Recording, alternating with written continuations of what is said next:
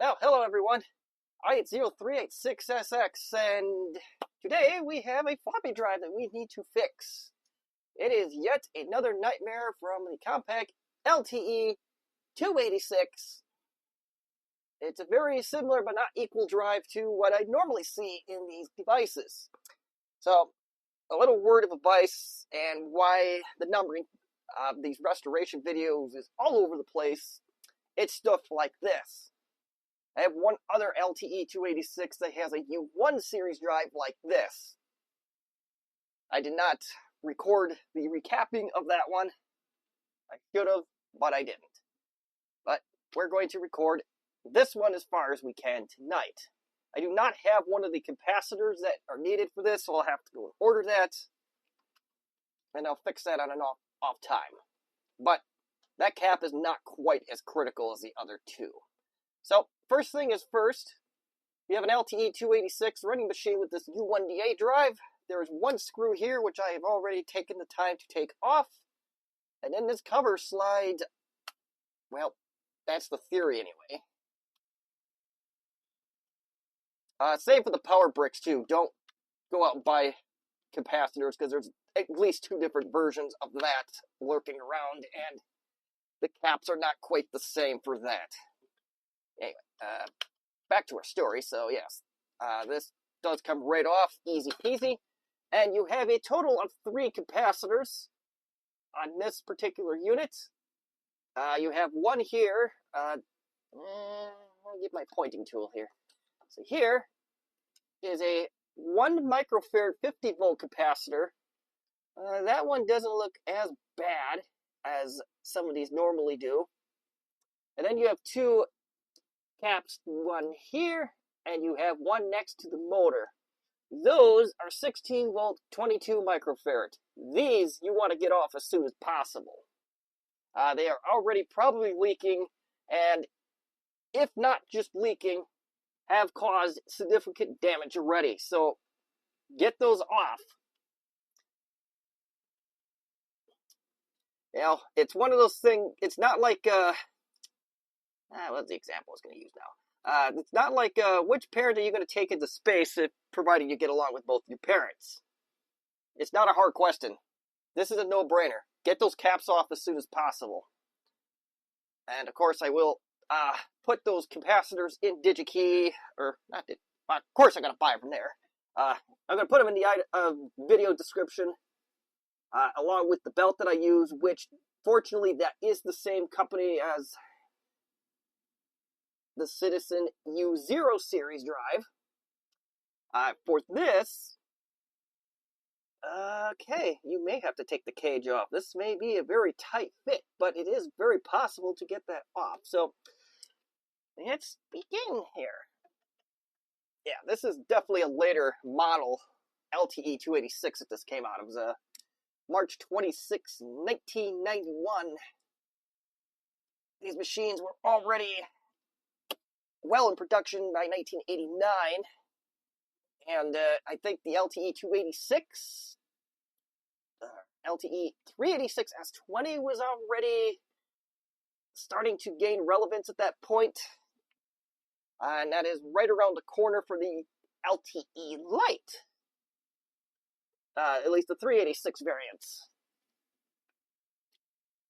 So, yeah. So that's my wedding anniversary, is March 26th. Not 1991, but because I would have been very, very young. And if I was getting married at that age, yeah, there's questions to be asked.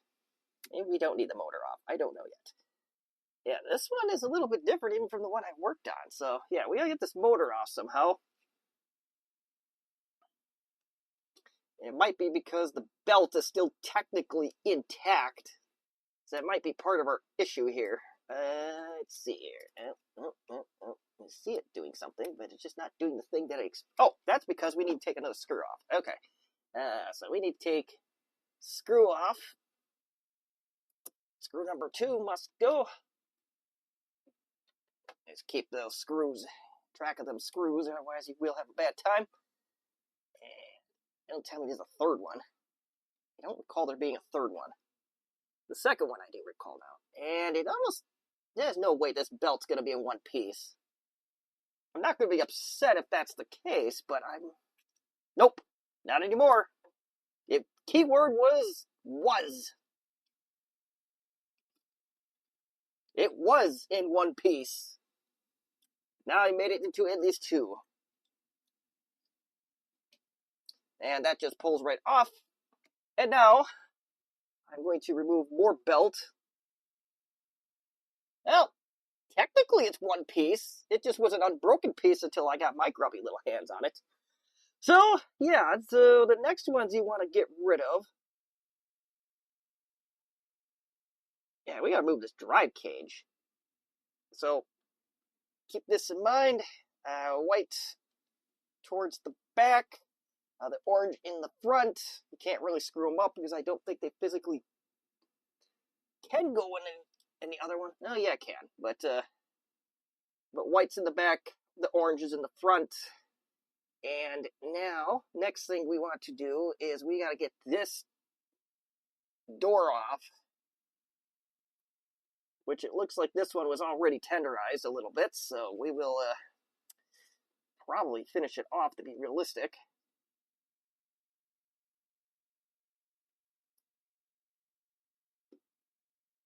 Maybe. Maybe I'm doing that wrong.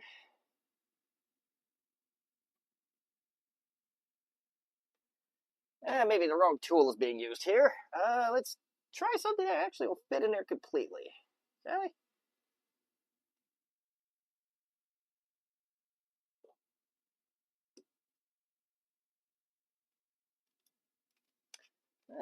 This is not working the way I hoped. There we go. There we go. And the other side will come off. There we go. Perhaps I could have used the spudger tool at that point, but oh well. Then there's a spring here. You want to bring this down. You may need a needle nose to do this completely. You want to bring it down and around, and then it'll slide out on the right side. It is keyed in perfectly. As soon as I figure out how perfect that exact formula is, there we go. Rotate it out 180 degrees, and that'll slip right out. Next thing we need to do is slide this out. And I will admit that I am kind of reviewing this myself, and I don't entirely remember. Oh, eject button's got to go. Let's see here.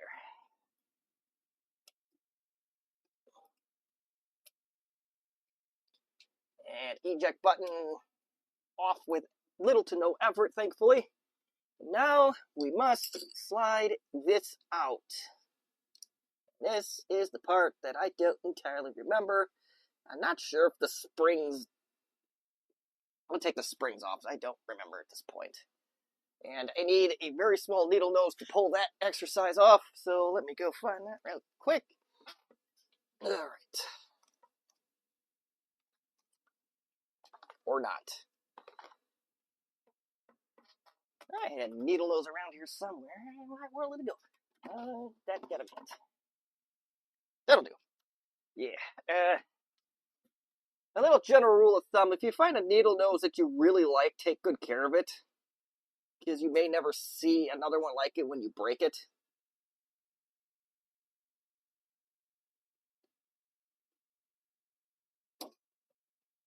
I had one that I broke. I'm very mad at myself to it to this, even though that happened a while ago.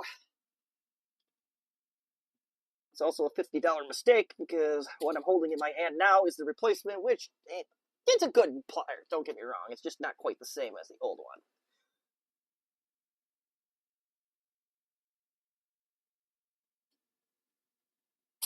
There we go. And if you lose those springs, you're probably going to have a bad time and never see them again. So, alright, that is out of the way.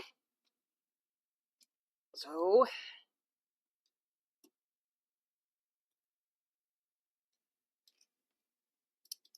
how do you get it out now? This has got to go up, obviously. Unless we are missing a screw somewhere, but I don't believe we are at this point. Oh, wait, we got it. We got it to slide out on one side. Okay, wonderful. So, on the Citizen U series, it slides out like that. And then you have what you see now. So this will give you access to both capacitor and belt replacement. So let's begin the real fun of Cap-A-Gate here.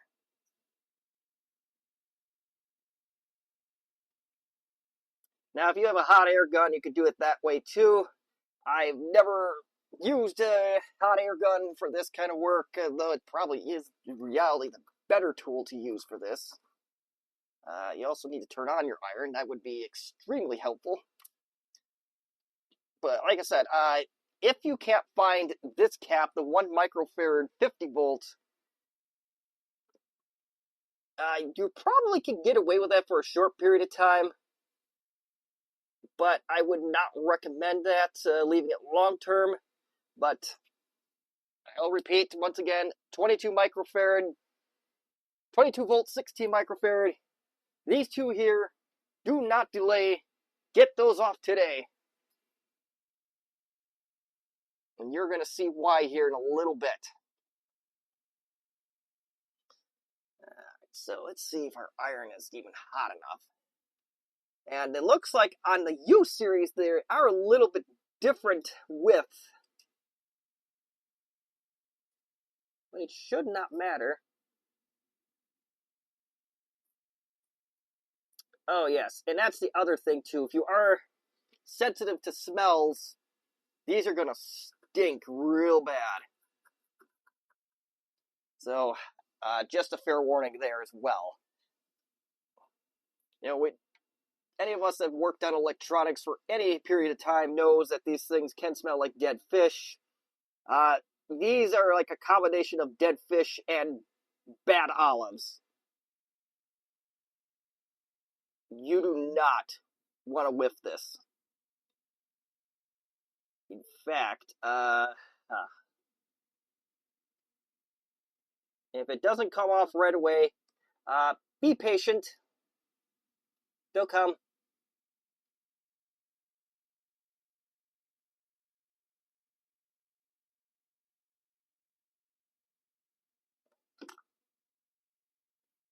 Alright, you know what I am actually going to do, since it's not a live, one, this is not a live stream, so I don't have to go play-by-play on this, but two, it's time for a fume extractor.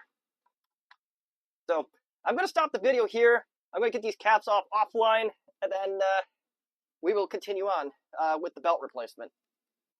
Okay, I want to stop the video here, or resume here. If you're running into a lot of trouble removing the cap, I learned a tip from Mac 84. Just cut the darn thing off. You're not reusing it anyways. And there's a reason why it is very, very, very, very difficult to remove. And that's because it spilled its juice like we have here. So that is an option that you can potentially use. Now, getting the remaining legs off, generally, like 9 times out of 10, that alone will do it. If you just cut the cap off and you just have the legs, maybe a little flux, and away you go. This one is not doing it. So we are going to try and apply some fresh solder on top of this gunk. And we're going to try not to bridge a connection of any way here, but we just did that. Yep, okay, so that leg came off, so I think this one's about to come too. So yes, let's use some desoldering wick to get that off. A different tip probably would help here as well.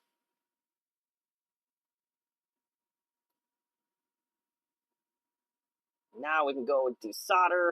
Get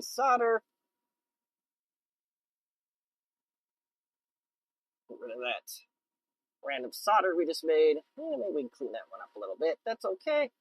There we go to the other side. And pick up that solder you just made. And things I have found, since there's a lot of black gunk left on this, sometimes what you have to do in extreme cases of corrosion that you may potentially run into, it just apply fresh solder, maybe a little bit of flux, take it back off, do it again. Just keep repeating that process. And eventually this black gunk will all come off, and you will generally be left with, oh, there's one of the other legs, perfect.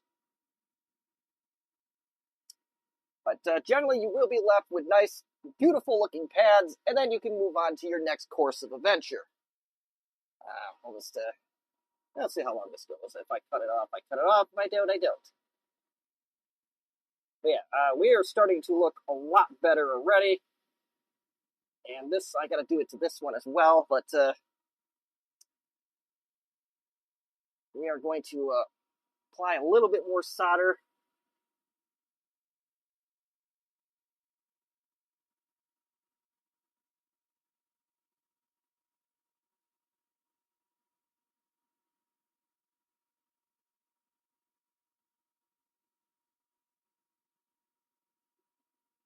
Come on. You know you want to apply. Yeah. That one side's going to be a little bit more stubborn, but you will run into that sometimes, especially with these drives.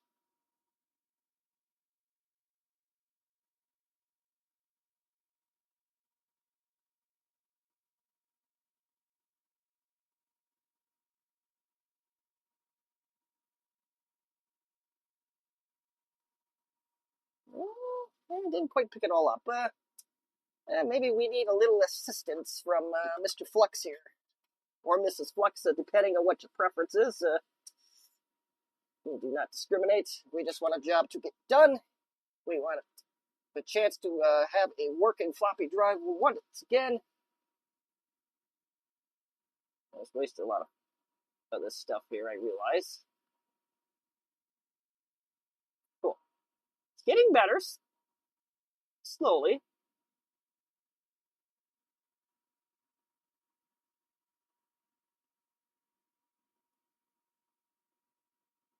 Let's see if we could get the rest of it with this last swoop. Not quite. Yeah, that is corrosion all the way. So I'm going to stop the video at this point, and then we get the other cap cleaned off, and then we will go on to our next portion of our tour. All right, caps are installed. Fortunately, had a little bit of an accident with the ribbon cable, but I think it'll be fine. I did end up using tantalums, as that's what I had. Fortunately, no torn pads or corroded to the point where the pads were just going to come off no matter what you did. Thankfully, we don't have any of that. So since we're this far, time to do a little work with the belts here. Let's see. I gotta find the belts real quick here. Just hope in a reasonable amount of time. Yes, there they are. Yes, I could have prepared this to the stream, but that's, oh well. This was an impromptu idea, so.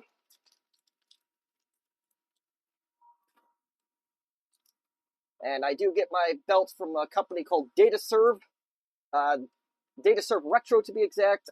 They make cassette belts primarily, but I mean, if it fits, it ships. I don't know if this is officially designated for a cassette deck or anything else like beyond that, but it does. Again, it does fit the bill. Give me a second here, and I can. Yeah, that's the size of the belt that we are going to replace it with. Actually, before we do that, we're going to put these back because I don't think we need to bother with them anymore.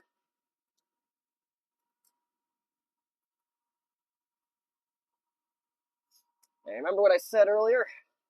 In case you didn't, your wider cable goes in the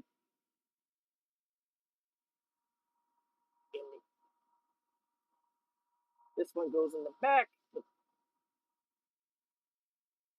and this one goes in the front.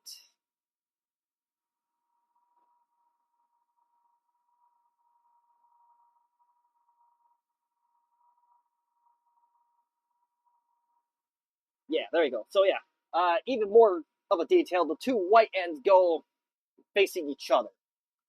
So, let's get the belt out. And there's some hiddenness with this one.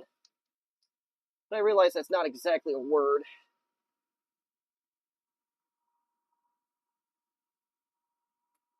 But, yeah, the pulley appears to be under this here, so you have to keep that consideration in mind when we're applying this belt. Or does it go all the way around? That'd be interesting.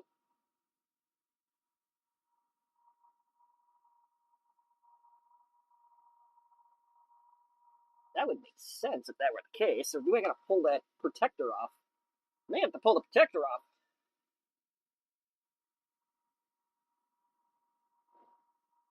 Pull that off. I do not remember at this point if this had to come off or not.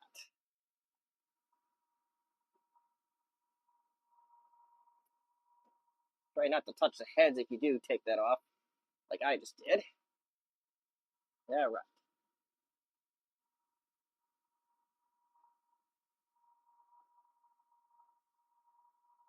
Like that.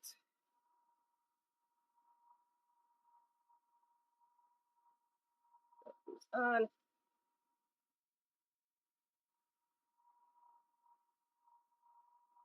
It may not go here. I'm not entirely sure. Oh.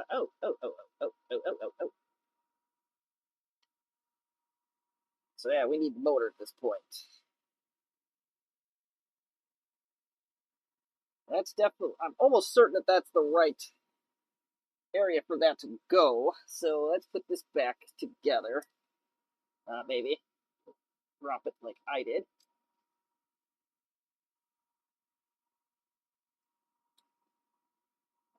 There's a little bit of a tuck action, it looks like here.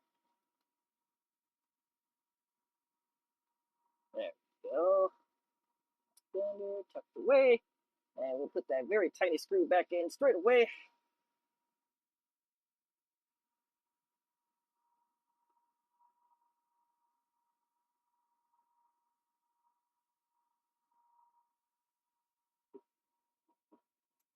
This is like a half live, half scripted video.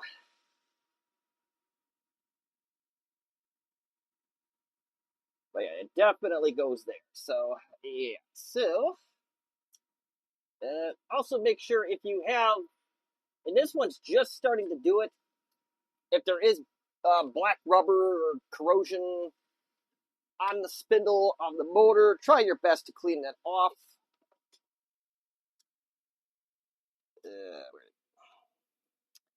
It's kind of why I'm kind of leaving this as a more of an uncut video. Maybe that's just paint on mine. I don't know. A little bit of rubber. Not too bad.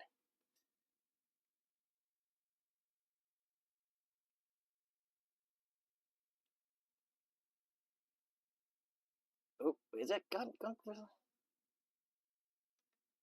I don't know if the green gunk is supposed to be there. I don't think it's supposed to be.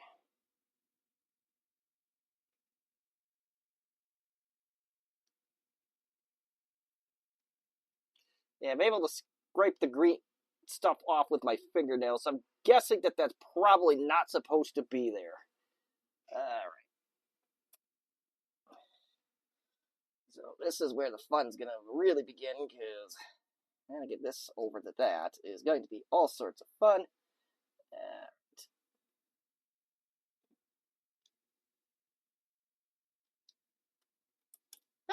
Maybe it'll be just fine. That's if we can get it in the right spot. There we go. Actually, yeah, that worked out pretty good. Alright, we'll pretend that that's on there, and that belt is going, motor is going. So, huzzah to the shopkeep. So, let's get the other screws back on. And, well, of course, we need bodies and stuff, disc carriages and all that fun stuff. So, let's get that on there. Yeah, let's see here. How did we do this last time? Get slid in like so.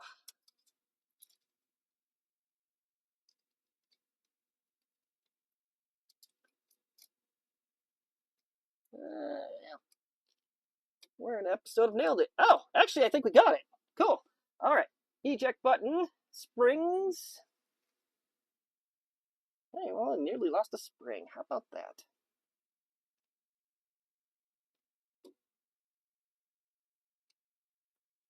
Well, if you're a smart person, or if you have dumb luck, you can just stretch the springs like hand, like so. I think I have a little of that tonight. Just a little. I don't have a whole lot of that, but yes, you can stretch them on by hand, like I just did there. It'll probably be fine. And we need an eject button.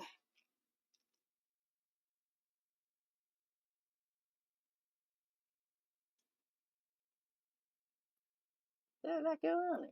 Does it go on? No, it doesn't go on there like that, does it? No, no, sir. Goes on like that. So yes, eject buttons only go on in one direction. Make sure your tab faces upwards, it would appear. There we go. Yep. Eject buttons face you. Or up. And before I forget, I know there's going to be some comments or somebody's just dying to comment on this if they haven't already. By the time you see this, we do need to connect the motor, which in retrospect I probably should have done first. So, yeah, I should have done this first, but I think we can do this. I think we can get it.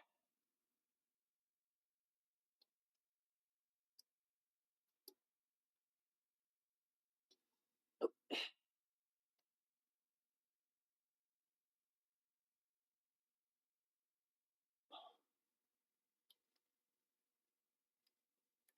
There you go. We are mostly together. The next thing is going to be the door.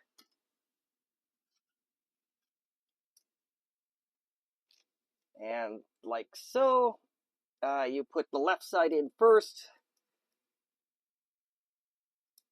Yeah, there we go. I wish there was a better way. Maybe the eject button had to go on after that. I'm not sure. We'll figure it out. Let's see. Why don't you go in? No, it's just being needlessly complicated right now.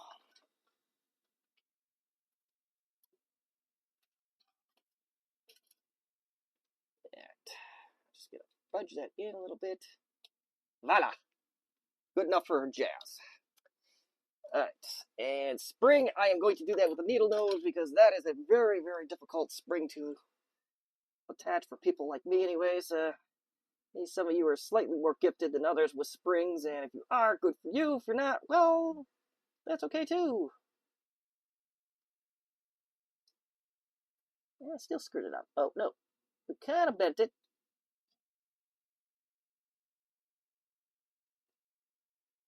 It still springs. It's good enough. Alright, so last but not the least, we put cover back on, because unfortunately you have to put the cover on to test this one for some strange reason. But before we even do that, perhaps we should secure the motor, shall we?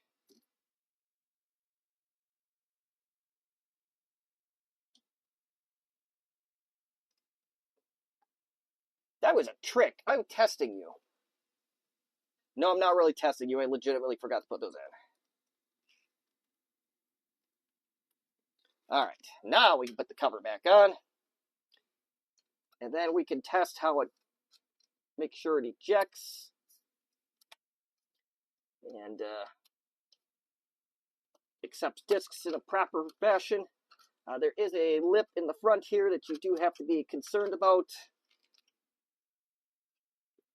And now I'm off camera at this point, but I want to make sure that that lip portion is exactly where it should be. If it's even possible to really do, I don't know. Oh, wait.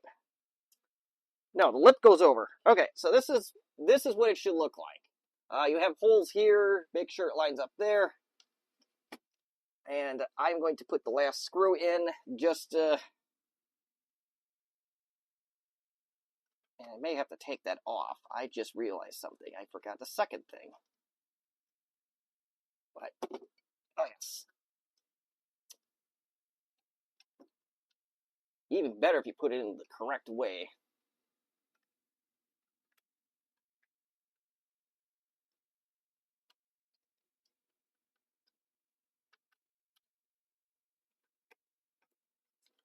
Now I understand why you put the metal cover on last. Oh, there we go. We got her in. We're good. So, next thing you want to do, we'll get a disc.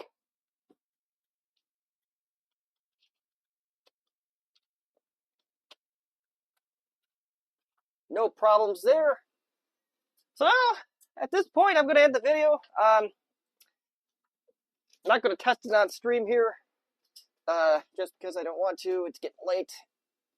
But, yeah, if you have any questions or comments, all the fun stuff, please put it in the comments section. If you like the video, please like. If you dislike it, hit the dislike. If you really want to prove a point, and you want to really prove that you hate this video, you got to hit that dislike twice. That way I'll get the message and I'll never do it again. But, well, actually I lied. I'm going to try one thing here that may or may not work. I'm going to see if this one cap that came out somewhat unscathed, how dead it really is. So, we already got a long enough video. We might as well add a couple more minutes to it. Not even paying that close attention to what the time is on it anyways, so probably gonna be an hour-long disaster, just like old times. And I think this is the one that's not completely goopish.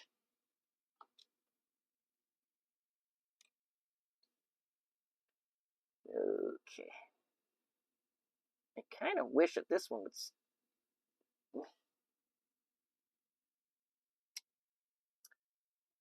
Bear with me while I figure out the testy dealy. Oh, wait. I have an idea. One there.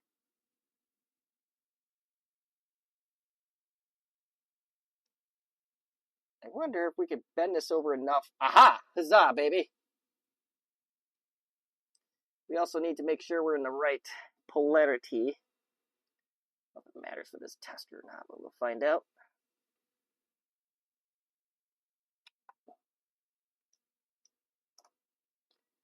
$28 PF.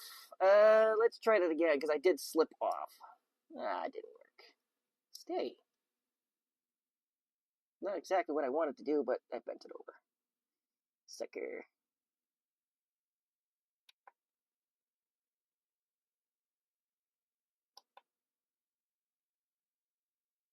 It says 35 PF. So I don't know, maybe the tester's inaccurate, or this cap is just screwed. I don't have the expensive tester, so that's going to do it for now. Thank you for watching. Have a good one. Bye.